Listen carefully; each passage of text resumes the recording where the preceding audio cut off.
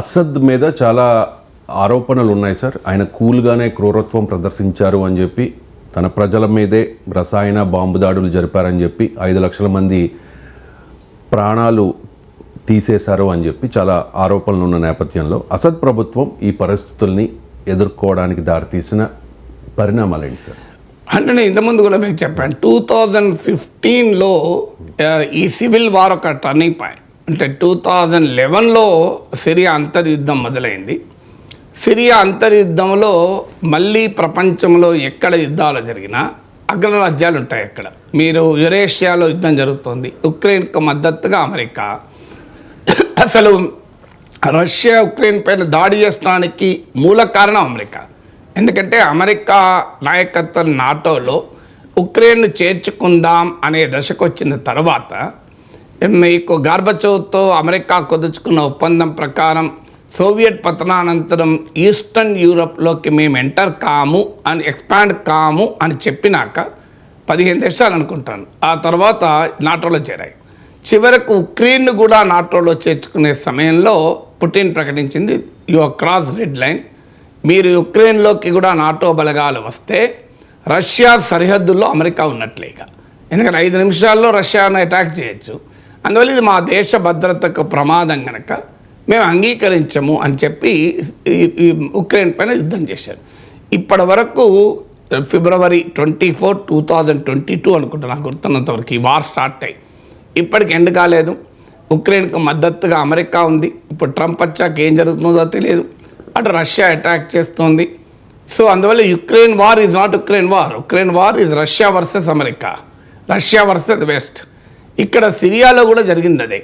సిరియాలో Bashar ప్రభుత్వము, సిరియాలో ఉన్న ప్రజలు, ఈ తిరుగుబాట్లు అంతర్యుద్ధాలు కావి. ఒకవైపు నుంచి అమెరికా ఇన్వాల్వ్ అయింది, మరోవైపు నుంచి రష్యా ఇన్వాల్వ్ అయింది. అందువల్ల 2011లో జరిగిన ఈ సివిల్ వార్లో 2015కి వచ్చే వరకు బషర్ అల్ అసద్ ప్రభుత్వం అయిపోయేది. ఇప్పుడు పరిస్థితి వచ్చేది if not Russia not intervene. కానీ తమ వ్యూహాత్మక కారణాల రీత్యా రష్యా ఎంటర్ అయింది.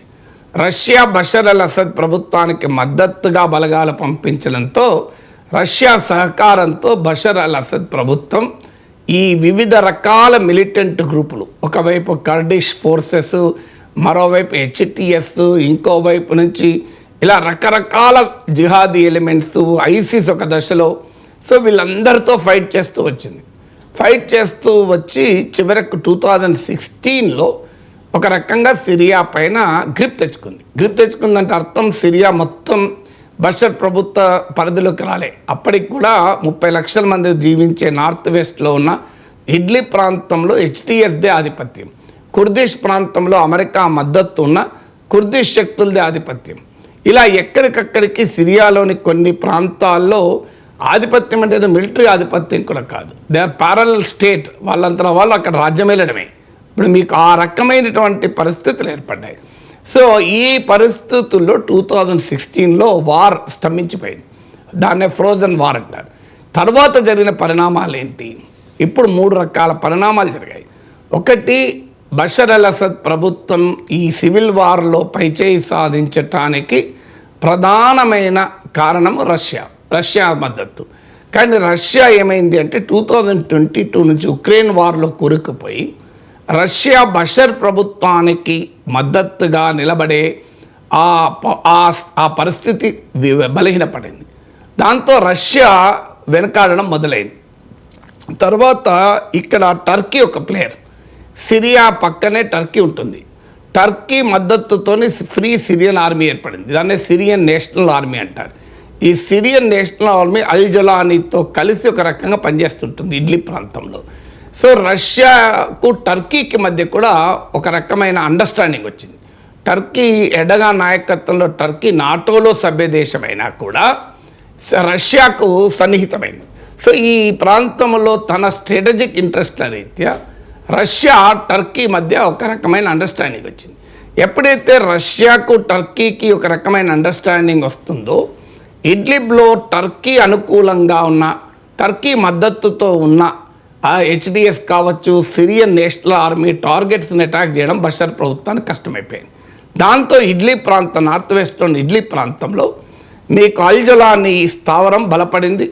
అక్కడి నుంచి అతను ఇప్పుడు అలప్పో మీద అటాక్ చేశాడు ఫస్ట్, తర్వాత హమాకి వచ్చి ఇప్పుడు డమాస్కస్కి వచ్చాడు. అందువల్ల రష్యా టర్కీల మధ్య కుదిరిన అవగాహన కూడా బషర్ ప్రభుత్వాన్ని ఒక రకంగా హెచ్టిఎస్ను చావు దెబ్బ తీయడంలో ప్రివెంట్ చేసింది. దాంతో హెచ్టిఎస్ ఆ అడ్వాంటేజ్ తీసుకుని ఇవాళ ఒక వల్నరబుల్ సిచ్యువేషన్లో రష్యా అండగా వచ్చే పరిస్థితి లేని సందర్భాన్ని చూసుకొని అల్జలానీ నాయకత్వంలోని హెచ్టిఎస్ మిలిటెంట్లు రాజధానిపైన అటాక్ చేశారు. ఇక ఇందులో రెండవ ఫోర్స్ ఇరాన్ కూడా సిరియాకు పూర్తి మద్దతు. సో ఇరాన్ ప్రాబ్లం ఎక్కడొచ్చిందంటే ఇరాన్ నాయకుడైన జనరల్ సొలమనీ, ఇతను ఇరాన్ తరఫున వివిధ రకాల షియా మిలిషియాను కోఆర్డినేట్ చేసేటువంటి నాయకుడు. ఈ జనరల్ సొలమానీని అమెరికా అటాక్ చేసి ఇరాక్లో ఉన్న ఇరాకీ షియా మిలిషియాతో సమన్వయం చేసుకోవటానికి వచ్చిన సమయంలో ఎయిర్పోర్ట్లోనే నాకు గుర్తు 2020లో అమెరికా జరిపిన దాడిలో మీకు ఈ జనరల్ సొలమానీ అంతమయ్యాడు. జనరల్ సొలమానీ అంతమయ్యడంతో ఒక రకంగా మీకు బషర్ ప్రభుత్వానికి ఒక పెద్ద సపోర్టు దెబ్బతిన్నది. ఆ తర్వాత ఇటీవల పరిణామాల్లో ఇజ్రాయెల్ కంటిన్యూస్గా సిరియా పైన బొంబార్డ్ చేస్తూ వచ్చింది. సిరియాలోని ఇరాన్ కాన్సులేట్ కార్యాలయంపై కూడా దాడి చేసింది. దీంతో సిరియాలో ఉన్నటువంటి ఇరాన్ అనుకూల మిలిషియా వీక్ అయింది. ఇక థర్డ్ ఫోర్స్ హిజ్బుల్లా కూడా సిరియాకు మద్దతుగా ఈ సివిల్ వార్ బిగినింగ్లో పనిచేసింది. కానీ హిజ్బుల్లా కూడా ఇవాళ ఇజ్రాయెల్తో జరుగుతున్న ఘర్షణలో తనను తాను కాపాడుకునే పనిలో పడింది. నస్రుల్లా అంతమయ్యాడు.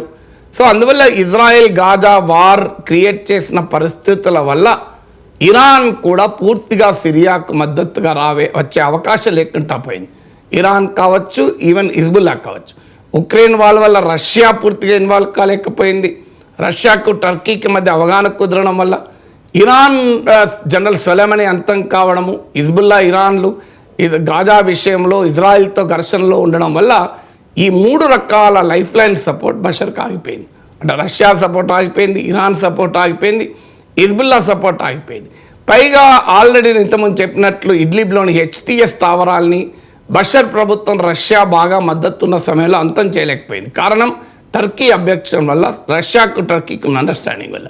అందువల్ల ఏ లైఫ్ లైన్ సపోర్ట్ అయితే 2016లో ఈ సివిల్ వార్లో బషర్ ప్రభుత్వానికి ఆధిక్యతనిచ్చిందో, ఆ లైఫ్ లైన్ సపోర్ట్ ఎప్పుడైతే వీక్ అయిపోయిందో బషర్ ప్రభుత్వం పతనం కాక తప్పలేదు.